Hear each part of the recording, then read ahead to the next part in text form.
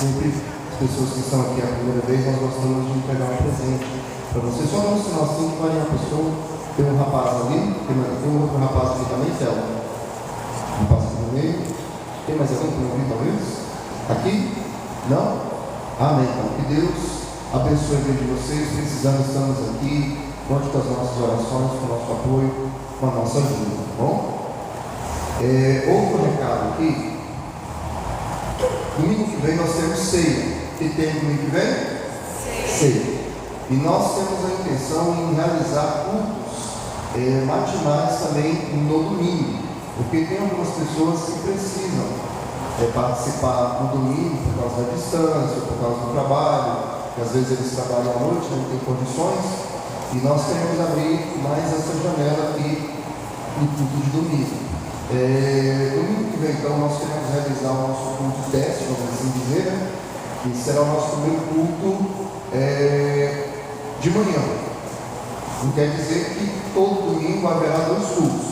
Nesse domingo agora, de ceia, o próximo dia, haverá, e depois os outros nós vamos começar a projetar para o ano que vem, até ficar 2 cultos todo domingo. Nós estamos ainda vendo questões de equipes para ajudar. E falando nisso, eu queria até fazer umas reuniões antes deste mês, só que eu não lembrava que tinha esse feriado da consciência livre. Na verdade, não era um feriado como foi esse ano, né? Agora esse ano que começou a ter mais um feriado, teve um feriado prolongado, e acabou que não deu para fazer as reuniões que eu queria, para falar sobre este domingo. E hoje teve a trilha também, né? Então eu queria afetar a trilha. E ontem tivemos também outro evento aqui, que foi Juntos por Mais Saúde, foi uma vez que vocês viram aqui. Então, de uma maneira bem rápida, a gente não vai gastar muito tempo, as pessoas que nos ajudam aqui, geralmente na igreja, eu quero fazer uma reuniãozinha rápida com vocês, para ver quem pode estar aqui e vem me ajudando, tá bom? Eu acredito que não vai ser um culto igual esses da noite, geralmente, se você puder vir à noite, dê preferência para a noite, tá bom? Domingo nós queremos fazer um culto aqui normal, é claro, mas creio que vai ser um pouco mais simples do que a noite. Então, se você pode vir à noite, venha à noite. Mas eu quero falar com algumas pessoas que podem, às vezes, participar dos 2 cultos para estar ajudando aqui na recepção, ajudando aqui nos ministérios, ajudando a servir ceia, tá bom? Então, de uma maneira bem rapidinha, finalizando o culto, vamos nos reunir ali. E questão de 5, 10 minutos, quem puder ajudar a postar os 2 cultos, então vamos estar no culto de manhã, no outro da noite, a gente vai ali distribuindo desta forma. Quem entendeu, diga amém? Outros mais vão conversando durante a semana para ajudar, mas eu queria que pelo menos essa reunião no final do culto, que é o momento que a gente conseguiu agora, dados os feriados e outros programas que a gente tinha aqui na igreja, tá bom? Então, vai orando para que no ano de 2026 nós possamos ter 2 cultos aqui todo domingo. Vai ser das 9 da manhã às 11 horas da tarde, às 11 horas, 2 horas de culto, das 9 às 11 e à noite das 19 às 21, tá bom? E vamos orar para que cada culto venha ficar lotado para a glória de Deus. Tem igreja? Amém. Tem mais algum recado? Culto, ceia, semana que vem, 2 cultos, reunião após. Tem mais alguma coisa? Sim, a virada do ano. Nós queremos realizar aqui uma virada de ano. E eu quero depois ver com alguns irmãos aqui para a gente fazer um mutirão de limpeza aqui na igreja. Ainda que está limpinho, mas vamos ver se a gente junta para tirar a telhas de arana, retocar alguma coisa que está precisando de retocar. Depois vamos montar aqui, sei lá, uma equipe aqui de 10 pessoas que dá para a gente fazer esse grande mutirão, limpar as cadeiras, limpar tudo, para quando realizarmos aqui a nossa festa de virada de ano, possamos estar num ambiente muito agradável em nome de Jesus. Bom? Quem trouxe a Bíblia? Amém. Não é que seja do celular, você tem do celular, trouxe Bíblia. Abre comigo então em Efésios, capítulo de número 6. Efésios, capítulo de número 6, versículo 10. Enquanto você está encontrando, mais 2 recadinhos que eu lembrei. Caso você não se batizou e quer se batizar, gente, batismo é uma coisa muito séria, é algo que está intrinsecamente ligado à fé cristã. Então, se você não é batizado, ou quando você se batizou, você não tinha consciência, ou nem se lembra direito, mas quer se batizar, nos procure, que nós queremos realizar batismos aqui na igreja.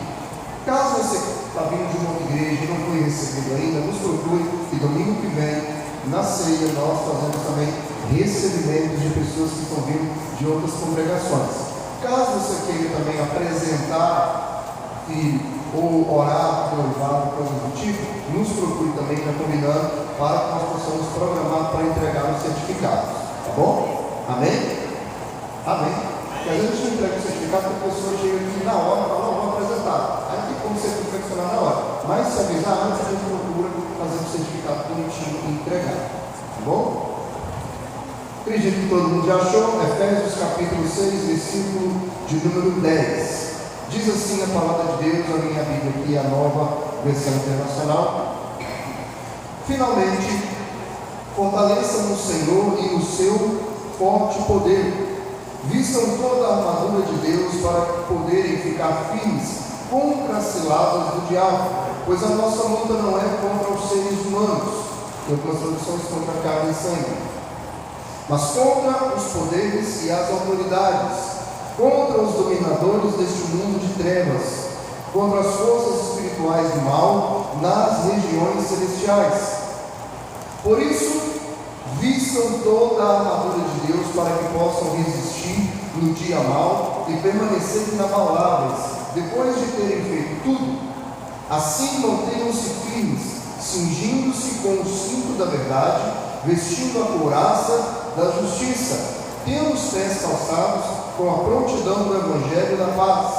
Além disso, usem o escudo da fé, com o qual vocês poderão apagar todas as setas inflamadas do maligno. Usem o capacete da salvação e a espada do Espírito, que é a palavra de Deus. Orem no Espírito em todas as ocasiões, com toda oração e súplica. Tendo isso em mente, estejam atentos e perseverem na oração por todos os santos. Ore também por mim, para que quando eu falar, seja-me dada a mensagem a fim de que, destemidamente, torne conhecido o mistério do Evangelho, pelo qual sou embaixador preso em correntes. Orem para que, permanecendo nele, eu fale com coragem, como cumpre fazer. Amém? Glória a Deus. Bom, acredito que todos, pelo tema aqui, já sabem que eu vou falar sobre a armadura de Deus, mas não somente sobre a armadura de Deus em si. É claro, para chegar um momento que nós vamos falar dela, mas eu quero que você compreenda também que, se fosse para escolher o tema, poderia ser: prepare-se para a guerra, ou prepare-se para enfrentar o verdadeiro inimigo que nós temos. Nós estamos em guerra, e não podemos achar que, por sermos de Cristo, não vamos estar expostos a ameaças. Os nossos inimigos são visíveis e invisíveis, mas eu quero que você compreenda que os invisíveis estão ali na batalha espiritual, que interferem naquilo que a gente vê. Ou seja, o principal inimigo é aquilo que a gente vê. O que a gente vê é apenas um instrumento. O verdadeiro inimigo, ele age no sobrenatural. E na batalha espiritual nós temos que, então, ter dois pensamentos, ficar com dois alertas, dois perigos que nós devemos evitar. O primeiro é: nós não podemos subestimar o inimigo. Então, na batalha espiritual, dois perigos existem. E o primeiro é: não subestime o inimigo. É achar que ele é um ser inofensivo, que os desígnios deles estão enterrados. Eu lembro que certa vez surgiu, principalmente com canções cristãs, frases do tipo: o inimigo está debaixo do meu pé. E às vezes a pessoa até fazia com tom jocoso: o cabeção está debaixo do meu pé, como se fosse assim, um diabo ser qualquer um, os demônios, qualquer um, o maligno, espírito das trevas, qualquer serzinho fraco, inofensivo, porque estamos cobertos com o sangue de Jesus. Mas não é bem assim. É claro que o sangue de Jesus há poder, é maior do que todas as coisas, mas nós não podemos subestimar o nosso inimigo, porque o próprio Jesus o chama de valente. Na epístola que Judas, não Iscariotes, mas Judas escreve, ele mesmo faz uma incrível advertência com relação às hierarquias. E ele diz o seguinte: quando o diabo estava brigando com o arcanjo Miguel pelo corpo de Moisés, ele não usou proferir palavras baixas, palavras promíscuas, palavras assim profanas, palavras de zombaria, mas ele diz que o Senhor te repreenda, porque na hierarquia, vamos assim dizer, Satanás, pela teologia mais, pela doutrina teológica mais amplamente divulgada, ele era o querubim, e o querubim, se a gente estuda a Bíblia, nós compreendemos que ele estava numa posição maior. Ou seja, ainda que ele é um ser caído, havia ali um princípio hierárquico, mostrando que ele é um ser forte. Nós vemos Paulo falando várias passagens, dizendo que ele até tem o poder de cegar o entendimento dos incrédulos. Nós vemos o inimigo semeando o joio no meio da igreja. Então ele não é um ser tão inofensivo, e é por isso que Paulo, quando escreve esse texto, ele nos manda ficarmos atentos e não subestimar o nosso inimigo. Mas um outro perigo também há, é quando nós superestimamos, ou seja, quando nós colocamos ele como ser tão poderoso, que ficamos amedrontados com tudo, e tudo que nós vemos, tudo que nós falamos, tudo que nós pensamos, é diabo. Tem igrejas que falam mais do diabo do que de Deus. Tem igrejas que na verdade até emprestam o microfone para o diabo falar. Não é? Então nós não podemos incorrer nessas duas linhas, nessas duas linhas do extremo. Não podemos superestimar e nem subestimar. Não podemos nem exaltar, mas também não podemos achar que é um louco. Temos que ficar em alerta. Então a pergunta é: contra quem nós estamos lutando? E no verso 12 aqui, Paulo nos informa com quem nós não estamos lutando. No verso 12, pelo menos a minha tradução diz: pois nossa luta não é contra seres humanos. Nas traduções um pouquinho mais antigas falam: a nossa luta não é contra carne ou seja, contra o ser humano mesmo, contra pessoas. Eles não são os nossos inimigos. O ser humano não é o nosso inimigo. O nosso problema não são as pessoas. Ainda que as pessoas nos machucam, mais do que as circunstâncias, é um erro achar que nós tirarmos alguém da nossa vida vai solucionar o problema. Eu quero que você compreenda então que um ser humano nas mãos do inimigo é um instrumento que pode te machucar, que pode te ferir. Só que às vezes você fala: eu vou tirar aquela pessoa da minha vida. O que ele faz? Ele vai usar outro. Ele vai usar outro para te machucar. Porque o nosso verdadeiro inimigo é aquele que age influenciando as pessoas, influenciando o pai a não amar o seu filho, a uma mulher a não respeitar o seu esposo. São essas influências espirituais. Não acho que eu levar lá aquela pessoa na minha vida que eu não teria mais problema. Não, porque ele pode usar outro, e outro que pode ser até muito pior, que pode causar mais dano ainda, porque nós compreendemos que o nosso verdadeiro inimigo, aquele que quer destruir a humanidade, aquele que quer influenciar negativamente as famílias, as gerações, é o diabo. Por isso que ele diz: a nossa luta não é contra a carne e sangue.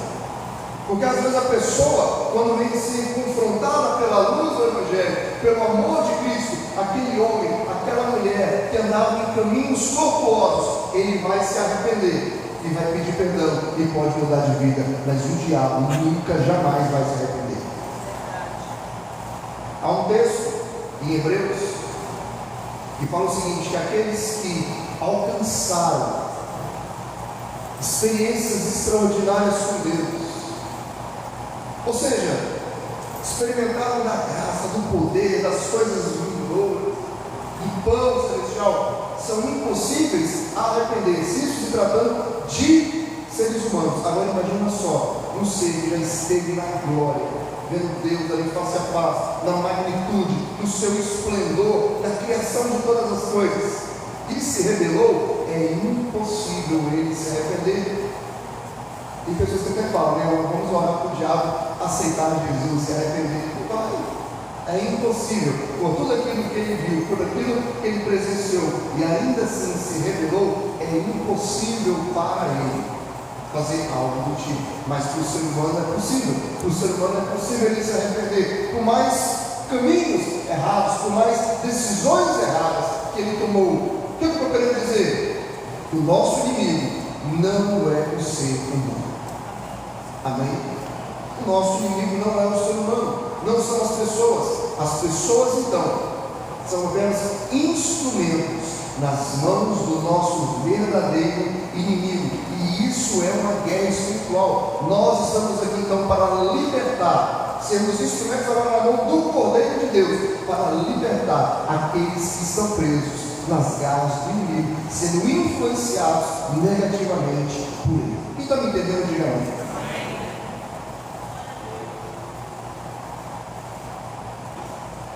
No verso 11, a palavra de Deus nos diz que há ciladas do nosso verdadeiro inimigo, que ele nos apronta ciladas.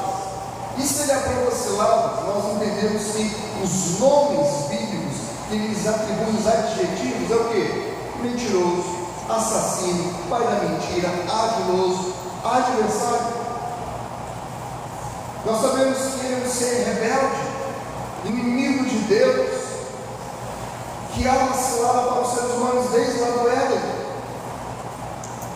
E nós temos que ficar ligados com isso. Amém? Paulo nos mostra também nesse texto que há uma estratificação de poderes, que há estratos, que há camadas. E ele fala que esses inimigos nossos, ele age como principados, como potestades, como dominadores e forças espirituais do mal. E encontramos diversas passagens dessas hierarquias, desses estratos, assim vamos dizer, como em Daniel, quando ele está orando, mas durante 21 dias o anjo foi impedido pelo príncipe da Pérsia, ou seja, um principado que domina ali as regiões da Pérsia, estava impedindo dele ter um contato com Daniel. Nós vemos essas hierarquias bem ditas no Novo Testamento, em algumas cartas, no sentido macro e micro, dominando, influenciando países, mundo, culturas, bem como também no sentido de indivíduos pequenininhos.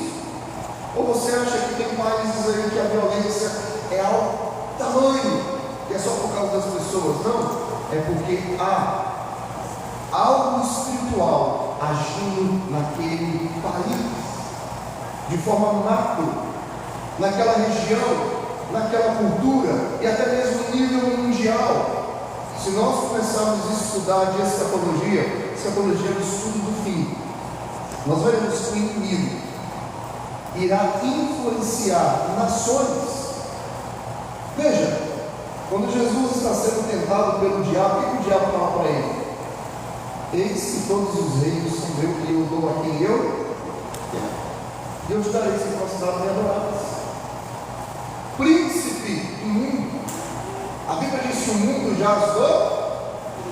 Então tem coisas que não acontecem de uma maneira terrível, é porque Deus não permite ele agir como ele queria, de destruir todos nós. É a graça de Deus, é a misericórdia de Deus, que não deixa ele fazer o que ele quer, mas ele é ardiloso, e nós vemos ele influenciando nações. E lá no fim, nós vemos que até mesmo tem espíritos que estão amarrados e serão liberados naquela época. Aquela que eu não quero entrar nesse assunto aqui aprofundado, que é um assunto mais complicado, mas o que eu estou querendo dizer é o seguinte: que há espíritos que agem na região macro, coisas grandes, coisas a nível de muitas pessoas, de culturas, de filosofias, mas também aqueles que agem no indivíduo. quando Jesus está ali passeando numa região e fica alguém endemoniado, e ele ora, e as pessoas são libertas. Amém? Então, nós entendemos que há sim o mundo espiritual regendo o mundo físico. Até aqui no nosso meio, nós vemos uma batalha, uma guerra espiritual agindo na mente, dentro da igreja, tentando furtar as pessoas de escutarem, de ouvir a palavra de Deus. Tem pessoas que frequentam a igreja ano após ano, mas parece que a palavra entra no ouvido e sai no outro. Está dentro da igreja, está estudando a palavra de Deus, aparentemente, e um tempo depois está vivendo uma vida completamente errada, ou vivendo uma heresia, ou vai para um caminho completamente tortuoso. Tem pessoas que fazem tudo para não ficar dentro da igreja, para ficar disperso. Tem pessoas que ficam ligadas o tempo todo, mas quando bate, senta na cadeira, já dá aquele sono, a pessoa quer dormir. Ou fica agoniado, fica angustiado, fica doido esperando alguém chamar ele lá para fora para ficar conversando lá fora. Gente, eu não sou de ficar pegando bem, nem chamar atenção lá fora. A pessoa sabe falar, mas quando eu estou consigo eu posso falar. Dona Salé, se aí um dia chamar, vamos conversar lá fora, porque é na hora da palavra agora. Vamos cultuar a Deus? Está na hora do louvor? Vamos cultuar a Deus? Vamos para deixar para conversarmos outro dia? Ou a gente marca outro dia para chegar um pouquinho mais cedo, ou depois do culto, vamos sair, vamos comer ali no multidão. Lá a gente conversa, a gente troca ideia. Mas na hora que a pessoa quer conversar, na hora da palavra. Se tem uma das coisas que Paulo nos ensina ali, na epístola de 1 Coríntios, capítulo 12 em diante, é ordem do culto. Quando o profeta está falando, ou seja, quando o pregador, quando alguém está ministrando, trazendo uma palavra, que os outros se calem. Não, pera um pouquinho, o Samuel está falando lá, mas deixa eu pegar aqui, vou falar uma palavra de Deus para você lá fora. É errado biblicamente. Deixa eu falar a palavra de Deus em outro momento, em outra ocasião. Amém? Porque são coisas que o inimigo está fazendo para trabalhar no meio da igreja. Veja, a Bíblia de Jesus Cristo diz que veio o semeador e semeou o trigo, mas depois veio o inimigo que é o maligno, e semeou o trigo no meio, semeou o joio no meio do trigo. Gente, nem todo mundo está sentado, não está dizendo, olha para o seu irmão, fica ajudando ele não, viu? Mas tem pessoas que estão no meio aqui, que estão sendo usadas por diabo para desviar, para enfraquecer a fé de muitos. Isso é o que eu estou falando, é Bíblia. Bíblia. Tem pessoas que hoje você pode estar achando que é uma bênção. Oh meu Deus do céu, aquela homem ali, aquela mulher, está dando umas palavras, é sério. De repente, passa algum tempo, começa a ensinar outras coisas, começa a influenciar para outras coisas. Pode haver pessoas no nosso meio que hoje são uma bênção, mas amanhã nós veremos a verdadeira face. O próprio Deus mesmo falou: quando se levantar entre vocês alguém aí, ó, que profetiza, que faz maravilhas, que faz sinais, que faz curas tremendas, coisas incontestáveis, mas de repente fala: vamos adorar agora outros deuses. O trate como uma amaldiçoado. Paulo mesmo fala em Gálatas capítulo 1, versículo 6 em diante, ó: ainda que o anjo do céu, ou nós mesmos, ou seja, ele está falando, pode ser que eu não sou uma mesma, mas pode ser que a mãe não desvie completamente, ainda que nós mesmos lhes apresente um evangelho diferente daquele que vocês receberam hoje, não leve em consideração, amaldiçoe. Olha só. Hoje em dia, pela internet, a gente vê muita coisa. Tem hora que eu fico vendo algumas pessoas seguindo, determinando as pessoas que eu acho que deve estar seguindo por curiosidade. Mas eu fico falando, meu Deus, não deixe a pessoa ser influenciada por esse tipo de cara, por esse tipo de pessoa, porque são hereges, são pessoas que estão vivendo uma seita, no engano, são pessoas que estão pregando o outro evangelho. Esse não é o evangelho. Eu nem sigo determinadas pessoas para não dar aso para nada. As pessoas acharem que eu estou concordando com aquilo. Nós não podemos concordar. com aquilo que nós vemos. O inimigo está se levantando e se opondo. Gente, o inimigo se levanta contra a pregação do Evangelho, se levanta contra o evangelismo, se levanta contra a obra missionária. Em 1 Tessalonicenses capítulo 2, versículo 18, Paulo fala que ele tinha intenção em ir para um lugar fazer uma obra missionária, mas Satanás o impediu. 1 Tessalonicenses capítulo 2, versículo 18, uma oposição contra a pregação do Evangelho, contra a obra missionária. Em Zacarias nós vemos o inimigo se levantando contra o pregador. Nós vemos ele resistindo à oração, como eu disse ali em Daniel capítulo 10, versículo de número 13. Ele resiste à oração, ele oprime as pessoas com enfermidades, com quem não perdoa, se transforma em anjo de luz para enganar, dissemina falsas doutrinas, segue o entendimento dos incrédulos. Ele é o nosso inimigo verdadeiro, e ele é perigoso e é poderoso. Eu digo mais, depois de Deus, depois de Cristo, talvez a pessoa que mais conhece a humanidade, o ser humano, é o diabo. Nós estamos aqui tem pouco tempo. Você acha que isso igual o psiquiatra conhece? Nós vivemos ali, há pouco tempo. A nossa vida é breve. O inimigo está aqui, tem desde o Éden. Ele conhece muito bem a nossa natureza, ele conhece muito bem o nosso coração, ele viu a formação do ser humano. Por isso, nós não podemos subestimar o nosso inimigo. E dito isso, para enfrentar, para estarmos preparados para essa batalha, de nós mesmos nós não temos nada, mas nós temos que estar revestidos com as armas que Deus nos dá. Porque Deus é poderoso e Ele nos capacita. Por essa razão, no verso 13, então, Paulo fala para revestirmos ou vestirmos da armadura de Deus para suportar o dia mau. Ele não diz, talvez vai vir o dia mau, não, é no dia mau. E quando vir o dia mau, ou seja, nós vamos ter um dia mau, nós vamos ter um dia de batalha, nós vamos ter um dia de prova, um dia de pressão, um dia de forjar a nossa fé.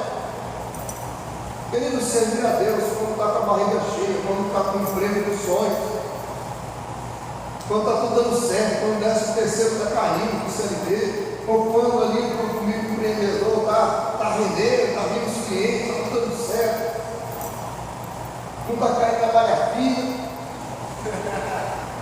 está abrindo uma filial, tem 3 anos de funcionário vai entrar na justiça para processar. Os filhos, está tudo saudável, está com as barriguinhas tudo cheias, até mostrando as veias, ninguém adoece, está com o carro dos sonhos, a casa está quitada. Oh, meu amigo, às vezes a gente esquece até de servir a Deus nesse momento. Olha para quê? Mas de repente chega o dia mau. O filho fica doente. O filho é doente quando você fica desempregado. Já viu? Nada tão ruim foi que possa piorar mais ainda. Além de pronto. Na hora que a gente está no momento mais apertado, é hora que o carro estraga. Você leva no mecânico, aí de repente vem aquele áudio de 5 minutos. Você leva para ver aquela luzinha, estava piscando. E vem aquele áudio de 5 minutos. E mais aquela gravação de peça. Oh meu Deus, olha agora. É um acidente, é uma luta, é uma coisa que você não está esperando. É um dia mau. E é nesse dia que o inimigo usa para nos atacar. E se nós não estivermos vestidos com a armadura de Deus, nós iremos sucumbir, porque ele vai tentar ali nas áreas da nossa fragilidade, onde há buracos, onde há brechas, na armadura que vestimos ali na guerra, nós seremos alvejados.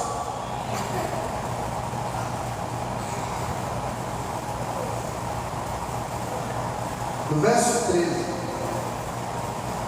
Paulo diz o seguinte: quando vocês estiverem vestidos da armadura de Deus e passado pelo dia mau e feito tudo, ou seja, vencido, permaneçam também na paz, porque ainda que você esteja vestido da armadura de Deus, está tudo bonitinho, veio o dia mau e você suportou a duras penas, mas suportou, passou agora o período da luta e veio a bonança, permaneça firme, inabalável, vigilante.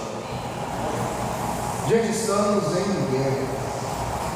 O grande problema nosso é quando esquecemos do período de guerra, vencemos e agora baixamos as armas. Não, nós nunca podemos baixar as armas. Quando você estava passando por uma situação de luta, uma situação que estava precisando de um milagre, uma situação que estava precisando de uma abertura de portas, estava tudo travado, e ali você clamando, e as portas se abriram, o milagre aconteceu, Deus sorriu para você, choveu na sua horta, aleluia, glória a Deus. Agora eu vou parar de orar naquela intensidade, agora eu vou parar de ler a Bíblia, agora eu vou parar de fazer a campanha, agora eu vou parar de ir na igreja, porque eu venci. No momento que eu tive o diagnóstico terrível na minha vida, aí a gente vai para o joelho no chão, aí a gente procura ajuda. Meu irmão, ora comigo. O que está tendo na igreja? Tem oração na terça, tem oração na vigília, tem isso, tem aquilo outro. E a pessoa vem no desespero.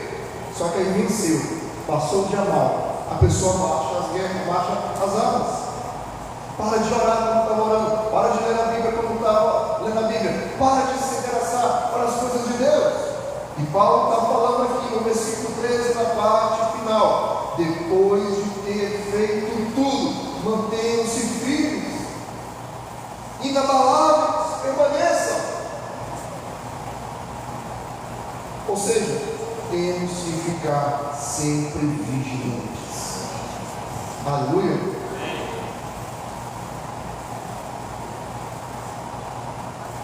Quando Jesus foi tentado, Jesus foi tentado.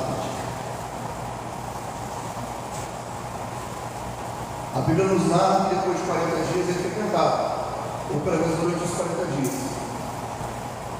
Mas ela narra pelo menos 3 tentações. Após a terceira, Jesus o expulsa. Só que o texto diz o seguinte: e o diabo saiu da presença de Jesus até o momento oportuno. Você já viu isso? A impressão que está aqui, depois da tentação, o diabo nunca mais queria a cara de Jesus. Não. Ele o deixou até um momento oportuno, ou seja, mais à frente. Eles iam ter mais embates, porque o inimigo sempre tenta nos desestabilizar em qualquer oportunidade. Ele tentou desestabilizar Jesus ali na multidão, quando a multidão queria fazer o rei. Ele para um pouquinho, não tem a hora. Tentou desestabilizar ele com a incredulidade dos seus irmãos. Tentou desestabilizar ele até mesmo com os seus discípulos. Quando Jesus olha para Pedro e fala: aparta-te de mim, Satanás. Ou seja, não é que Pedro era o Satanás, mas ele estava sendo um instrumento nas mãos do inimigo, que estava tentando desestabilizar Jesus. As tentações estão ali. Tem aquele filme, né, A Paixão de Cristo. Quem já assistiu A Paixão de Cristo, meu Gui, de 2003, 2004? É claro que ele tem bastante, como é que eles falam? Quando tem acréscimo assim, quando você fala aqui, liberdade, licença poética, liberdade, tudo igual, né? Mas logo no começo, o ator que faz o Jesus, ele está ali já orando no Getsemane, suando gotas de sangue, mas tem ali o personagem do diabo. Não sei se vocês lembram disso. Eu acredito que o diabo estava ali sim. O Getsemane foi um momento de dor, foi um momento de luta. Ele estava em dessas trevas. E, gente, Deus não estava ali. Isso de nós, estou colocando aqui muita luz, porque a Bíblia diz que ele estava angustiado até a morte. O inimigo estava ali, influenciando sim. E eu acho interessante que o Mel Gibson, eu acho que o Mel Gibson fez aquele filme, ele coloca ali Satanás ali, assim, tentando, colocando ele no sentido até que Jesus levanta assim e pisa na cabeça do diabo, na cabeça da serpente, naquele momento. E aí ele o deixa. Ou seja, até ali, ele sabe. Tem um texto no Salmo que fala falando sobre o Messias ali na cruz, que os fortes touros de Baçã os cercavam. O que era isso? Eram os demônios ali em volta da cruz de Jesus. Não é à toa que Paulo escreve mais à frente que a dívida que estava contra nós foi cravada na cruz e aqui ele expôs o diabo. Estava tendo uma guerra espiritual, nós não temos noção ali naquela cruz do Calvário. O pecado estava todo sobre ele, o peso estava todo sobre ele. O Senhor, príncipe deste mundo, estava ali. Foi uma guerra terrível. E se isso aconteceu com Jesus, por que não vai acontecer conosco? Amém? É claro que não na mesma intensidade, porque aquilo que a gente não pôde fazer, Ele fez por nós. Aleluia. Então, a preparação para enfrentarmos esse adversário não está em nós. Eu quero que você compreenda isso. Não está em nós. No versículo 14, diz assim: assim mantenham-se firmes, cingindo-se com o cinto da verdade. Aqui ele começa então a falar das camadas ali da armadura de Deus. E a verdade precisa nos cercar de todos os lados, precisamos estar cingidos. Mas cingidos com o cinto da verdade. Veja que a gente está falando aqui de uma armadura de guerra, de um soldado. E no cinto, o que se coloca ali no cinto? Não é arma? Não é arma que se coloca no cinto. Seja do policial, seja até mesmo do baixo, cinto de utilidades, né? É ali onde ele põe os instrumentos, as armas dele. E o que o soldado colocava ali no seu cinto? A espada. Mais à frente vai falar que é a espada do Espírito, que é a palavra de Deus. Ou seja, nós precisamos estar com a palavra de Deus, cingidos com a palavra de Deus, na verdade, guardados com a palavra de Deus, porque com a palavra de Deus nós vamos vencer o maligno, nós vamos vencer o diabo. E ele prossegue dizendo para vestirmos a couraça da justiça.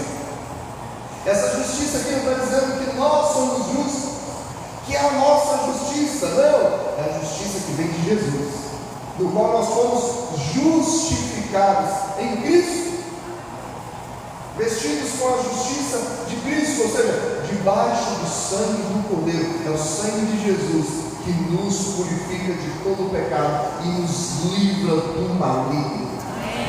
E com o seu sangue Ele nos comprou, ou seja, nós não somos mais escravos, não estamos mais nos domínios do maligno, nós somos resgatados e estamos então com a couraça sobre nós, vestidos com a parte maior, somos justificados por Deus. Ah, pequei, a gente fica com aquele cabeção, pequei, eu tenho que ficar, agora que eu faço, tem que a salvação, não, querido. Você está com a justiça, com a couraça da justiça sobre a sua vida. A justiça vem de Deus, é Ele que te justifica. Esses dias até no tempo da Reforma Protestante, que eu dei uma palavra, né, sobre o dia da comemoração da Reforma Protestante, e eu falei que um dos grandes erros que nós temos ali no embate com o catolicismo com relação ao purgatório. Porque o purgatório, ele é um tipo de doutrina teológica, que ele anula o poder da cruz de Cristo. O Romanos capítulo 8 diz o quê? Não há condenação para aqueles que estão em Cristo Jesus. Então, se eu morrer, eu tiver que pagar alguma coisa em algum lugar, significa que Jesus Cristo não me purificou de tudo. Mas em Cristo Jesus, nossos pecados, todos eles, foram crucificados ali com Ele. Amém? Então nós temos a certeza da salvação. No versículo 15 diz o seguinte: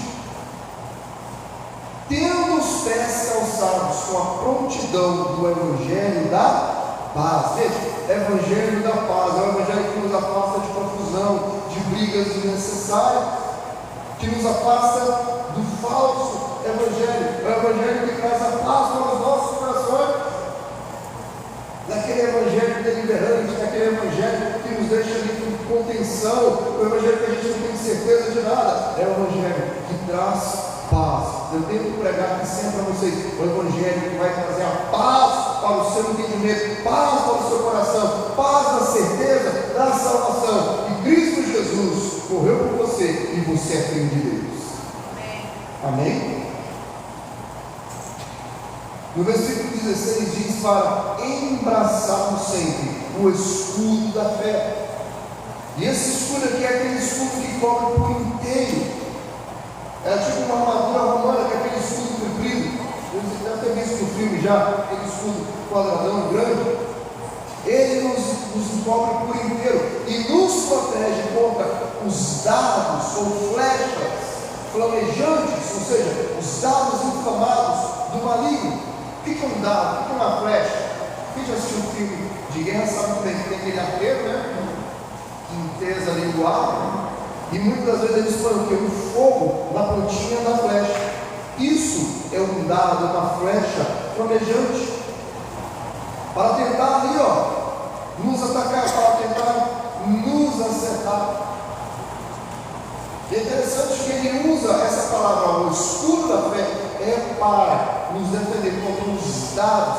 E esses dados, nós sabemos que ele tenta pegar alguma região que está ali meio fraca. Tem um texto bíblico que diz o seguinte: que o anjo do Senhor está ao nosso redor, mas o inimigo está ao nosso redor, rugindo como um leão, procurando quem possa tragar. Significa que ele não pode nos tocar, mas ele pode tentar nos acertar com alguma coisa de longe. Isso aí são os dados que tentam agir na onde? Na nossa consciência, na nossa mente.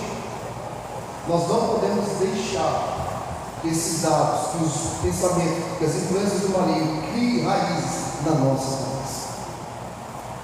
Lutero certa vez disse o seguinte: eu não posso pedir que um pássaro voe, um pombo voe sobre a minha cabeça, mas eu posso pedir que ele crie em mim. Amém? Ou seja, o maligno ele pode até te colocar: Jesus não te ama, sai da igreja, para de mexer com isso, chuta o balde. Você não pode deixar que esses pensamentos criem raízes na sua mente. Fixe, crie morada. Quando começar desse pensamento, o que você fala? Eu te repreendo em nome de Jesus. Pensamento das trevas, coisa que vem para amaldiçoar, está mandando eu largar, destruir a minha família, quebrar a minha fé, parar de servir meu Deus. Eu te repreendo agora em nome de Jesus. Eu creio e eu sei muito bem o Deus que eu tenho que servir. Isso é o escudo da fé. No versículo 17 fala para nós usarmos ou tomarmos o capacete da salvação. Isso nada mais é do que tomarmos posse da nossa salvação. É sabermos da nossa identidade, quem somos e de quem somos e a qual reino nós pertencemos. Nós não pertencemos a este mundo, nós não pertencemos ao império das trevas, nós somos o povo de Deus. Nação santa, propriedade exclusiva, comprados pelo sangue do Cordeiro, preparados para sermos reis e sacerdotes, servindo ao nosso Deus, reinando em governando. Essa é a nossa identidade. A Bíblia mesmo fala que a terra que nós esperamos ela é a vindoura ainda. A cidade no qual será a nossa capital é a Nova Jerusalém, é a vindoura ainda. Nós somos peregrinos nessa terra e aguardamos a volta de Jesus, que vai criar os novos céus e a nova terra. Esse é o reino. Nós somos pertencentes ao reino de Deus. Ainda que nós habitamos aqui no Brasil ou em qualquer região, nós sabemos que somos estrangeiros nessa terra. Amém? E aqui ele continua dizendo o seguinte, que nós devemos ter também a espada do Espírito. E a espada é uma arma de defesa e uma arma de ataque. Eu acabei de citar aqui Jesus, a tentação de Jesus ali no deserto, quando ele esteve ali 40 dias de jejum, sem comer nada, e o maligno foi lá tentá-lo. E nós vemos que Jesus sempre, quando ia responder ao diabo, ele falava o seguinte: está escrito. Já falava, pega essa pedra que está com fome, transforma em pão. E Jesus falava, está escrito. Nem só de pão viverá o homem, mas de toda a palavra que procede da boca de Deus. Ele vai lá para Levítico e cita o texto. Aí o diabo quer dar mais ferro. Também está no Salmo lá escrito, que darás ordem aos teus anjos e eles te sustentarão, para que não tropeces. Então, pula daqui. E Jesus fala, mas também está escrito, ao Senhor teu Deus não tentarás. O diabo tenta tocar ali naquilo que o mais deseja, que é poder, que é fama. O diabo fala, tá vendo, todos esses reinos aqui no mundo, tudo é meu, tudo me foi entregue, e eu posso dar o que eu quero. Basta você prostrar e me adorar, que eu te entrego tudo. Você não precisa de morrer, não precisa de fazer nada. E Jesus fala, está escrito, somente ao Senhor teu Deus adorarás. Aparta-te de mim, Satanás. Nós vemos que ele se defendia e ele atacava o inimigo com a palavra de Deus. E gente, temos mais alguns minutinhos ali, mas é muito triste vermos a falta de conhecimento bíblico que as pessoas estão tendo hoje em dia. Quem já ouviu falar aqui dos valdenses? Meu Deus! Os valdenses, no ano de 1655, eles eram pessoas cristãs, protestantes, que moravam ali na França. E era muito difícil ter uma tradução, ter uma Bíblia paralela.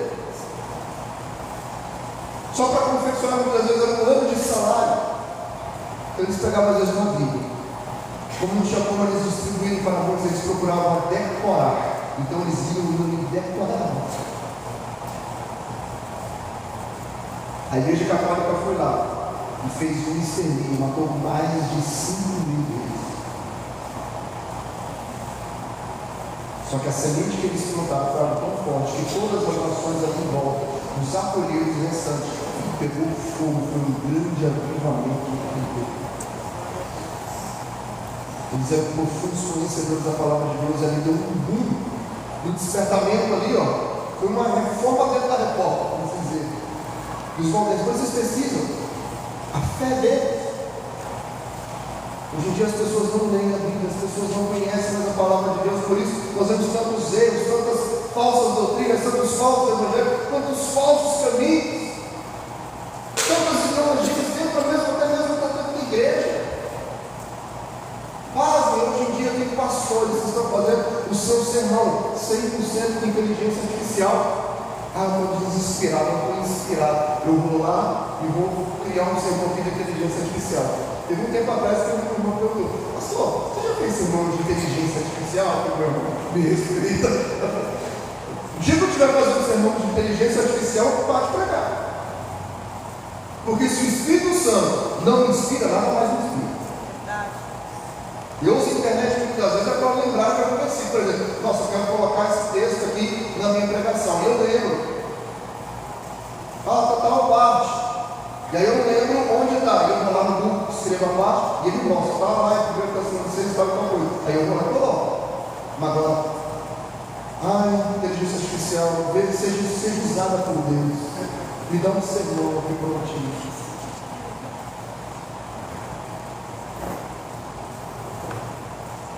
Gente, se a Bíblia, se a palavra de Deus tem números ensinos, não nos inspira para mim, não sei o que mais inspira a gente.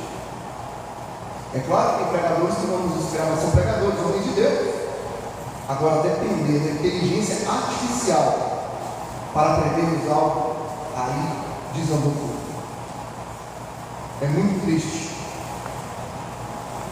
Vemos hoje em dia as pessoas com raso conhecimento bíblico, raso conhecimento da palavra de Deus, de decorar, de memorizar passagens, memorizar a história bíblica. É necessário nós nos darmos bem com a palavra de Deus. Agora eu quero terminar mais uns 5 minutinhos, máximo mais 10. Voltando para o verso 10, nós devemos estar capacitados pelo poder para vencermos essa guerra. O que diz ali no versículo 10? Finalmente, fortaleçam-se no Senhor e no seu forte poder.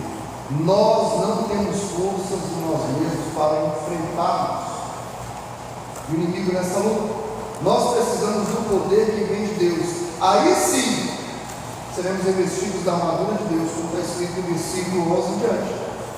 E vamos poder nos afastar das ciladas do inimigo. Por que eu quis voltar no verso 10? Porque ele fala, ó, estejam o quê? Fortalecidos no Senhor e no seu forte poder. Como é que a gente adquire poder? É aquilo que ele começa a falar no versículo de número 18, para a gente concluir. E no versículo de número 18, o que ele diz? Orem no Espírito em todas as ocasiões, em toda oração e súplica, tendo em mente, sejam atentos, perseverem em oração por todos os santos. Gente, não precisa falar nada. Quem está com a Bíblia aberta aí, diga amém. Rapidinho, uma leitura dinâmica, bem rápida. Leia o versículo 18, versículo 19 e versículo 20. Qual é a palavra que mais aparece nesses 3 versículos aí que Paulo falou? Qual? E esses 3 versículos, essa parte final, ele concluindo aqui para ser vestido do poder de Deus, está ali vestido com a armadura de Deus. Ele conclui com qual palavra? Oração. Não é o que ele fala aí?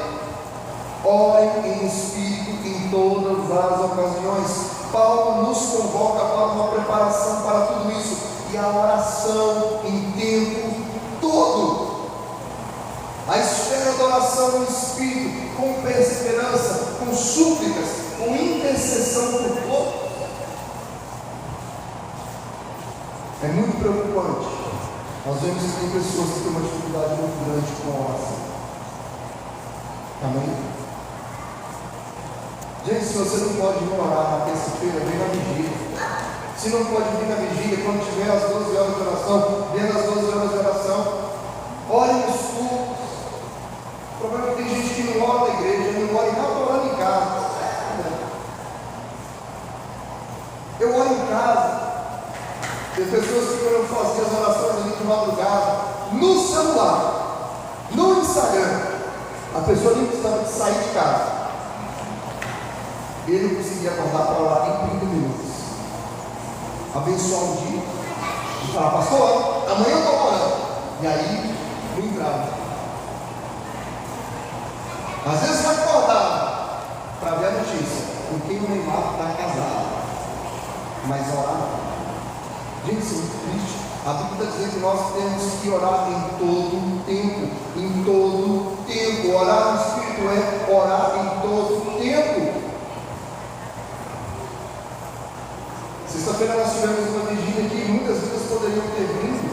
Vidas que estão passando por problemas, por necessidade, estão precisando de milagres, estão precisando de portas abertas, estão falando, gente, eu estou lutando, é complicado. Mas cadê o joelho no chão? Eu vou lá em casa, querido, vou lá em casa é muito difícil, é um lugar secreto, é um momento de devocional, mas também temos que orar em comunidade. Eu não estou dizendo que toda terça-feira você tem que vir, mas quando puder, venha. Quando tiver vigília, que é uma vez por mês, venha na vigília. Nas 11 horas de oração, são vários momentos que você pode vir aqui na igreja. Dê o seu nome, ore pelo menos uma hora. Gente, nós precisamos orar. Se nós não orarmos, o inimigo vai arrebentar com as famílias, vai arrebentar com a sua vida, vai arrebentar com os seus filhos, vai arrebentar com o seu trabalho, vai arrebentar com a sua saúde, porque é isso que ele quer.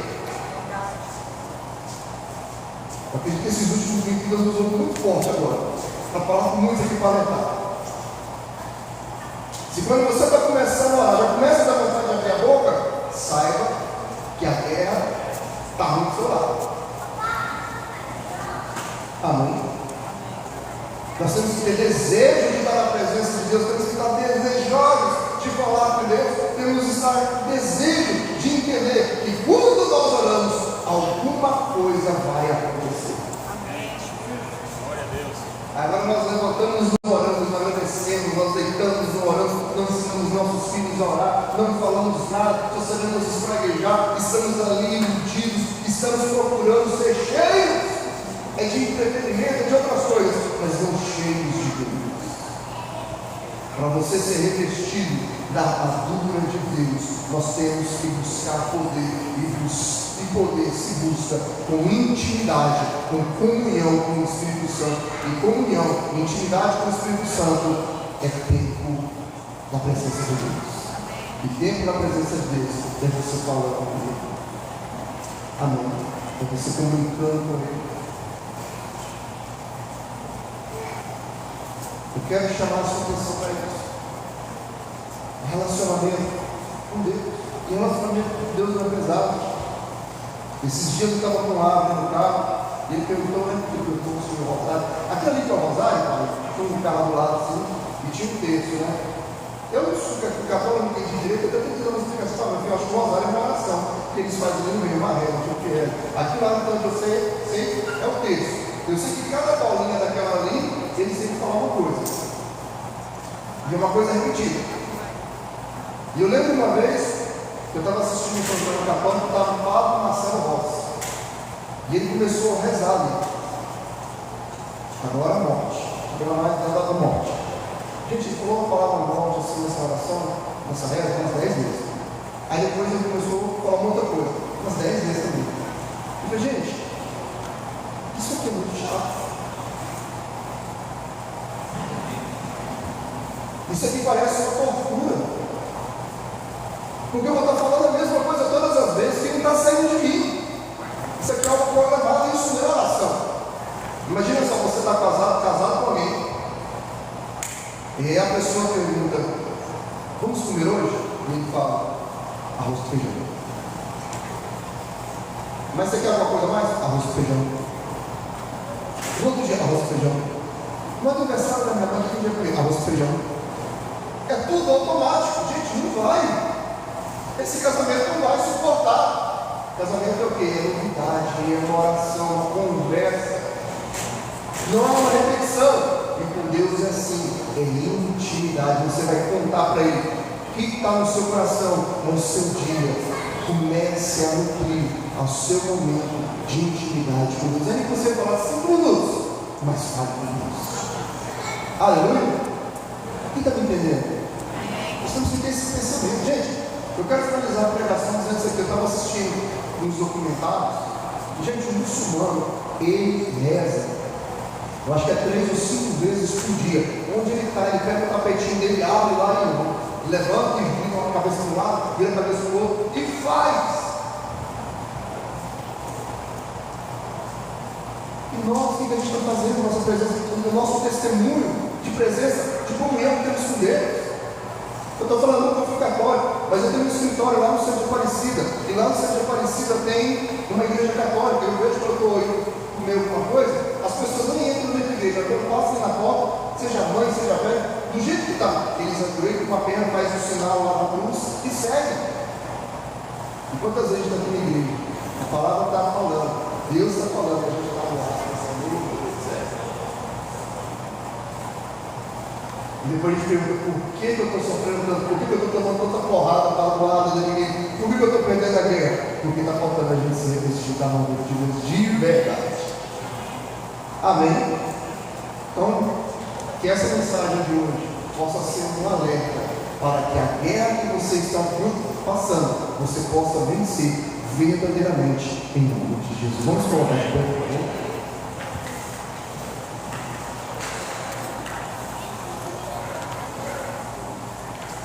Aproveitando que vocês estão de pé, o versículo 19 e o versículo 20